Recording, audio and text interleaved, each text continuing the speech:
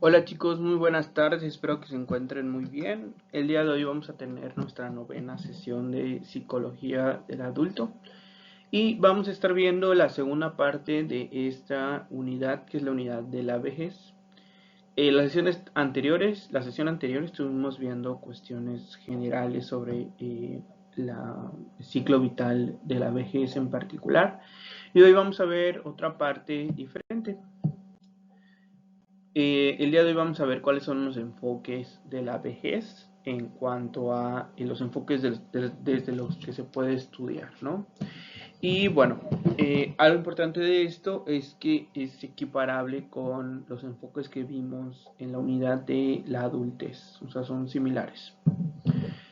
Muy bien, para comenzar, dice, se identifican varios enfoques para estudiar la vejez. Primero, el enfoque biomédico, que considera la vejez principalmente como un deterioro y pérdida fundamental, y prioriza la prevención y el tratamiento de enfermedades asociadas al envejecimiento. Bien, esto lo veíamos igual la sesión pasada, este enfoque de que la vejez es tratada como una enfermedad, lo cual suele ser problemático porque es una visión reduccionista de lo que implica la vejez. El enfoque psicosocial dice que destaca la importancia del contexto social, la adaptación emocional y las relaciones significativas. Autores como Valdes, Pales, no sé cómo se pronuncia, proponen el modelo de selección, optimización y compensación como mecanismo de adaptación. Aquí ya no hablamos de la vejez únicamente como una cuestión biológica, sino como una cuestión de interacción con otras personas en sociedad y también con uno mismo desde la psique. El siguiente es el enfoque gerontológico integral, que implica, nos dice ahí, integra lo biológico, psicológico, social y cultural, y promueve una visión positiva del envejecimiento y el respeto a la autonomía del adulto mayor. Luego hablamos del enfoque constructivista, dice que el envejecimiento es una construcción social e individual. Las percepciones y significados que se dan a esta etapa influyen a la forma en la que se vive. Bien, el primero que nos mencionan en el gerontológico integral, nos mencionan varias áreas como tal, como nos mencionan ahí, el biológico, psicológico, social y cultural, y el otro por el contrario, el constructivista, que es muy diferente al enfoque constructivista de la educación, por ejemplo, que nos habla de pues otras áreas, ¿no? Este caso nos habla de que el envejecimiento como tal, pues es una cuestión de la construcción social, es decir, tenemos arraigadas ciertas cuestiones cuando alguien llega a cierta edad, por ejemplo, el respeto al adulto mayor, el ceder el asiento y demás cuestiones, pues son una construcción social, es decir, acuerdos que tomamos en sociedad para hacer o no hacer ciertas cuestiones alrededor de las personas mayores. Vamos a hablar sobre tres perspectivas específicas: la histórica, la antropológica y la psicología evolutiva. La primera, la histórica, nos dice que en la antigüedad la vejez podría ser sinónimo de sabiduría o decadencia, dependiendo del contexto cultural. En la Edad Media se tendía a asociar a los ancianos con la espiritualidad, mientras que en la modernidad empiezan a verse con temor al deterioro físico. Actualmente se reconoce la diversidad dentro del envejecimiento y la noción de vejez es más plural. Bien, desde una perspectiva histórica, seguramente lo han escuchado, ¿no? Siempre que se habla de un mago, de un brujo, de un adivino, de estas personas que podían ver el futuro, casi siempre es un viejo, es una persona eh, adulta, ¿no? Mayor en este caso. ¿Por qué? Porque se tenía o se tiene este estigma de que las personas mayores pues son muy sabias y demás, ¿no? Esta visión ha ido cambiando un poco por lo que nos mencionan ahí, que ahora existe ya no una felicidad o ganas de llegar a envejecer, ¿no? Al contrario, se ve como una etapa de deterioro. Y esto es porque en la antigüedad, por ejemplo, en la Edad Media, la edad máxima que podía vivir una persona eran 35 años para los hombres, 37 para las mujeres. Entonces, que existieran personas adultas mayores era un sinónimo de wow, es una persona admirable y demás, lo que ha cambiado un poco en cuanto a esa visión actualmente. Luego nos presentan la visión antropológica. Dicen las concepciones de la vejez varían según la cultura. En comunidades indígenas y orientales, por ejemplo, los ancianos son frecuentemente respetados como sabios y figuras de autoridad. En cambio, en muchas otras sociedades occidentales predomina una visión negativa o utilitaria ligada a la productividad. Todavía existen lugares donde esta visión que les comentaba la semana pasada de ver a las personas como personas sabias o respetables, existen todavía lugares, por ejemplo en la cultura latina, los adultos mayores pues casi siempre son muy respetados, ¿no? Pero a la vez, al ser una cultura occidental, también existe esta cuestión que les comentaba, ¿no? De qué tan útil eres dependiendo qué tanto puedes producir. Entonces, son cuestiones que están ligadas unas con otras. Luego nos hablan de la psicología evolutiva. Dice, la vejez es vista como una etapa más del desarrollo humano con características propias. Autores como Erik Erikson y Battles, no sé cómo se pronuncia, resaltan que aunque existen pérdidas, también hay potenciales logros como la sabiduría, la autorreflexión o el fortalecimiento de vínculos afectivos. Luego vamos a ver una cuestión que se llama el proceso biológico del envejecimiento. Nos dice que es un proceso natural, progresivo y multidimensional que involucra cambios estructurales y funcionales en el organismo con el paso del tiempo. Existen cambios principales en esta cuestión del proceso biológico del envejecimiento. El primero de ellos es el cambio en el sistema nervioso. Hay una disminución en la velocidad del procesamiento, cambios en los neurotransmisores y la pérdida de la plasticidad cerebral.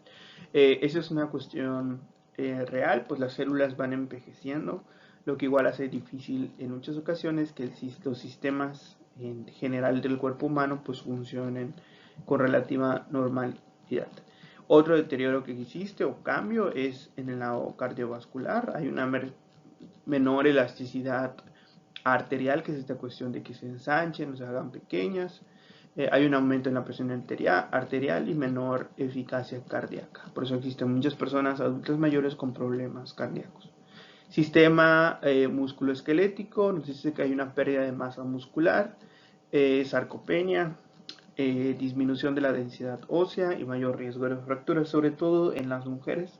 Existe esta cuestión de la osteoporosis, que suele ser un problema bastante grave porque pues puede ocasionar fracturas pues muy rápidas en los huesos y demás cuestiones relacionadas con la densidad ósea. Dice que también hay un desgaste en el sistema sensorial, específicamente deterioro visual. Existen cuestiones como la presbicia y las cataratas, y en el auditivo la presbiacusia, que es la disminución del oído y la disminución de la agudeza visual en el caso de el deterioro visual. Sistema inmunológico nos dice que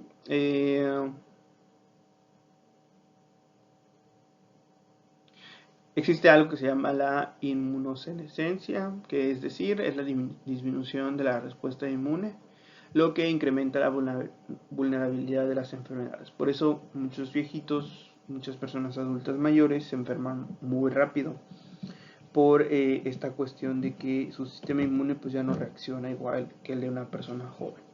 También hay cambios en el metabolismo, como la disminución del metabolismo basal y la capacidad para procesar ciertos nutrientes.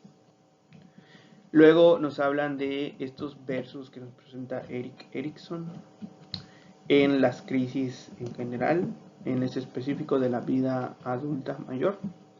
Nos dice que existe envejecimiento primario versus secundario. El primario son los cambios biológicos inevitables asociados al paso del tiempo.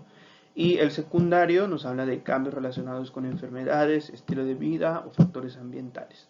El primero es inevitable que suceda y el segundo tiene que ver más con una cuestión propia. Por ejemplo, esta cuestión del sistema musculoesquelético, en específico en la pérdida de la masa muscular, tiene que ver igual con la movilidad que tiene el adulto mayor, pues el contexto en donde se esté desarrollando, la actividad física que realice, perdón, su alimentación, etcétera. O sea, son cosas que sí son propias de la edad, pero que de tener pues ciertas condiciones adecuadas, pues pueden no necesariamente ser una cuestión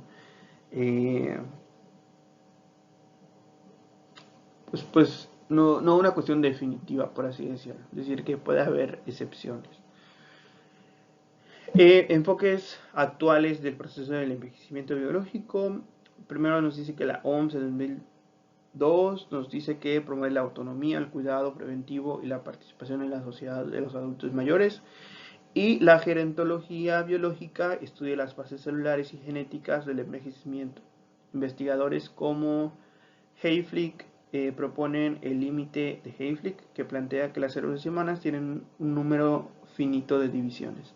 Esto lo vamos a ver en un momento. De hecho, les preparé un video en donde explican el proceso del envejecimiento y pues cuáles son las particularidades de este mismo, ¿no? Entonces vamos a verlo. Tiene que ver un poco con esto último de la gerontología biológica y en específico con el proceso biológico del envejecimiento. Entonces vamos a revisarlo y ahorita vamos a comentar. Todos los seres vivos envejecemos. Bueno, no todos. La rata topo desnuda no envejece. ¡Ah! Doblemente descarada. Vive unos 30 años, que es mucho para un roedor, y cuando muere es por causas externas. Lo arrugado lo traen desde chiquitas. Y algunas medusas, cuando su vida adulta se pone muy estresante, simplemente se hacen bolita y vuelven a su infancia de pólipo. ¡Ay, quien pudiera ser medusa! Pero los humanos, como casi todos los vertebrados, pasamos por este proceso de cambio que conlleva, entre otras cosas, disminución de ciertas capacidades, desgaste y nos acerca a la muerte. Pero, ¿por qué envejecemos? Este video es presentado por Platzi, la plataforma de educación online que te enseña todas las habilidades para triunfar en la nueva economía digital. Nunca pares de aprender. La persona que más tiempo ha vivido, hasta donde se sabe, fue la francesa Jeanne Calment. Llegó a la venerable edad de 122 años y medio. Evidentemente era una persona con mejor salud que la mayoría, pero como sería de esperarse, ya mostraba desgaste. Su vista estaba deteriorada, su corazón un poco débil, tenía osteoporosis moderada y le molestaba la artritis. Su mente, por otro lado, seguía siendo bastante lúcida, a pesar de que tenía dificultades para recordar sucesos recientes y con las matemáticas. ¿Qué provoca todos esos cambios? La gente de ciencia ha encontrado varios factores que son causa del envejecimiento en los seres humanos, y todos tienen que ver con cambios en la vida de las células. Las células son las partes básicas con las que está construido tu cuerpo, o sea, cada uno de tus órganos, como tu hígado, tu cerebro, tus ojos y tu piel. Y cuando fallan bastantes células, el órgano completo no funciona tan bien como antes y se altera tu salud. ¿Por qué se descomponen las células? Bueno, para estar renovándose continuamente, las células deben reproducirse. Cada reproducción tiene el riesgo de provocar errores en la copia del ADN, y mientras más pasa el tiempo, mayores probabilidades hay de que ocurran errores. Los cambios nocivos en el ADN son mucho más frecuentes cuando las células se exponen a factores como radiación, sustancias que respiramos, como el humo del tabaco o la contaminación, o lo que ingerimos, como el alcohol o la falta de nutrientes. Los cambios genéticos conllevan una pérdida de la capacidad de distinguir proteínas benéficas de las dañinas, y también generan la incapacidad de eliminar las proteínas defectuosas que se acumulan y pueden causar enfermedades asociadas con la edad. Por ejemplo, en la enfermedad de Alzheimer, las neuronas mueren porque se forma una placa a partir de una proteína que debería haberse eliminado. Por cierto, esta condición empeora si duermes poco. Otro factor es que las mitocondrias, que son las partes de las células que producen energía a través del ATP, también pueden ver alterado su ADN y empezar a fallar. Las células se quedan sin baterías y se cansan. El envejecimiento también puede venir de fuera de las células. Ellas se comunican entre sí intercambiando sustancias, así que los cambios en el ambiente en el que viven las células afectan la manera en la que se pasan mensajes, como si quisieran platicar en un cuarto donde hay mucho ruido, lo que puede hacer que se comporten diferente, fallen o incluso mueran. Por otro lado, la mayor parte de las células de nuestro cuerpo son especializadas. Células de ojo, de músculo, de la sangre o de los huesos. Pero también conservamos cierta cantidad de células madre no especializadas que pueden tener como hijitas a células especializadas. Mientras más avanzamos en edad, menos células madre quedan en nuestros tejidos y por lo tanto menos capacidad de renovación tenemos. Pero aunque ninguna de estas fallas ocurriera, todavía pasaría algo más. Las células tienen integrado el mecanismo de hacerse ancianitas y morirse. Esto es bueno porque ese mismo mecanismo previene el cáncer. La principal causa de este envejecimiento celular es esta. Seguramente sabes que el ADN está empaquetado en forma de cromosomas. Las puntas de los cromosomas tienen estas tapas de ADN no codificante llamadas telómeros que protegen al ADN valioso. Pues sucede que cada que se reproduce una célula y se copia el ADN, los telómeros se desgastan y se hacen más cortitos hasta que se empieza a desgastar el resto del ADN y las células ya no quieren reproducirse y se mueren. El truco de la rata topo es ese.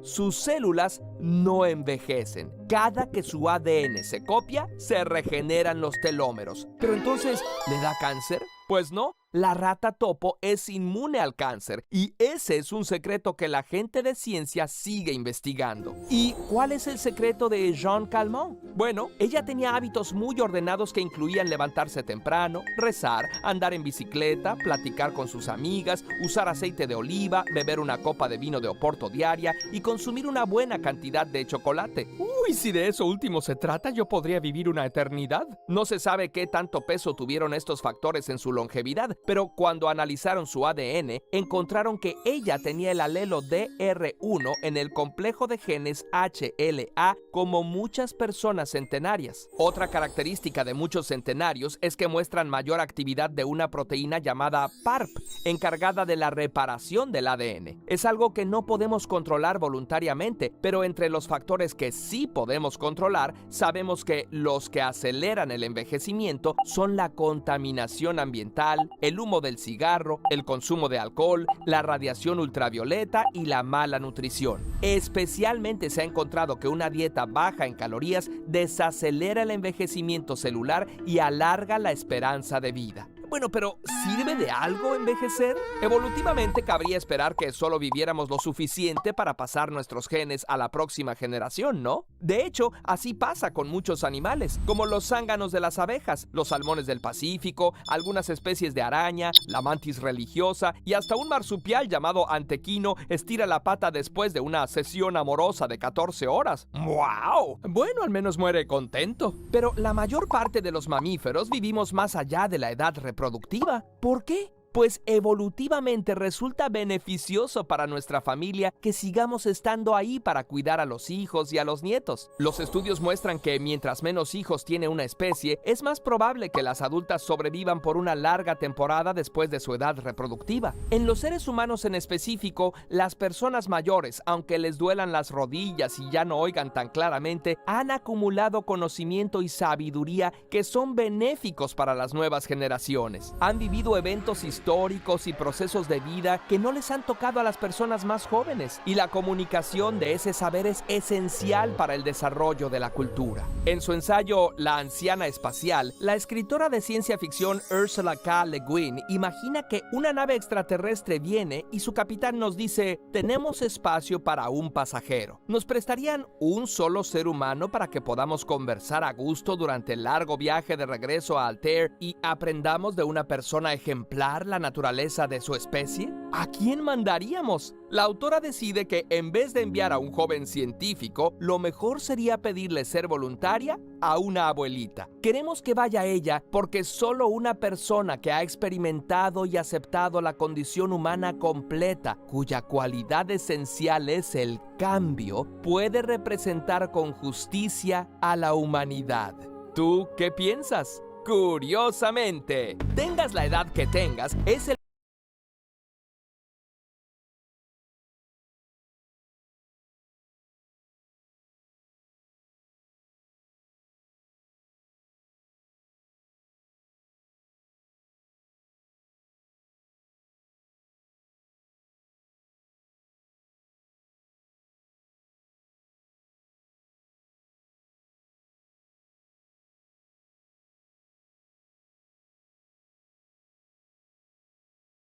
Muy bien, pues ahí está este video que les quería presentar. Es muy interesante ver eh, esta visión que justo va muy de la mano con la visión holística de la vejez, ¿no? Comprender que la vejez no solamente es una cuestión de desgaste biológico o de decadencia, por así decirlo, sino que implica otros factores socioemocionales, psicoemocionales, sociales y demás, que pues van de la mano junto con estos procesos, ¿no?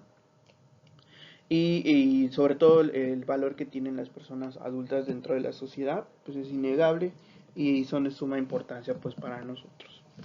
Y bueno, muy acorde con esto, el mecanismo que vamos a estar trabajando esta semana, como les adelantaba la semana anterior, vamos a juntar los temas que hemos visto hasta ahora y vamos a realizar el equivalente a lo que hicimos el periodo pasado, que es esta entrevista a un adulto mayor.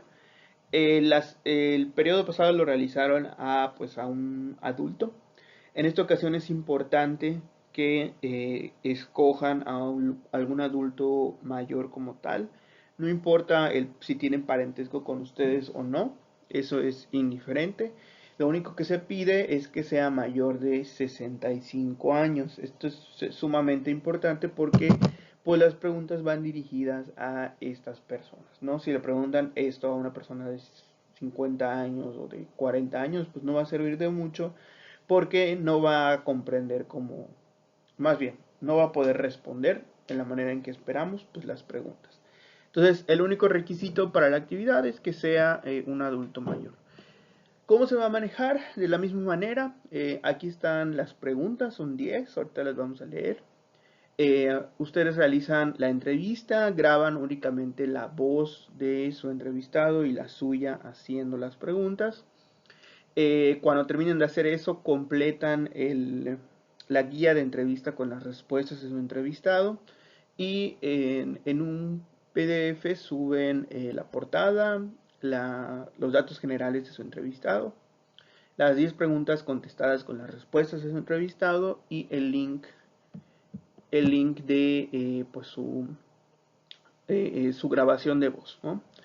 Bueno, esta entrevista pues es breve, más o menos entre 5 a 7 minutos. Si se alarga está bien, pero con que contesten todas las preguntas, más bien con que les respondan todas las preguntas, pues está correcto. No hay una duración como muy estricta en ese ámbito.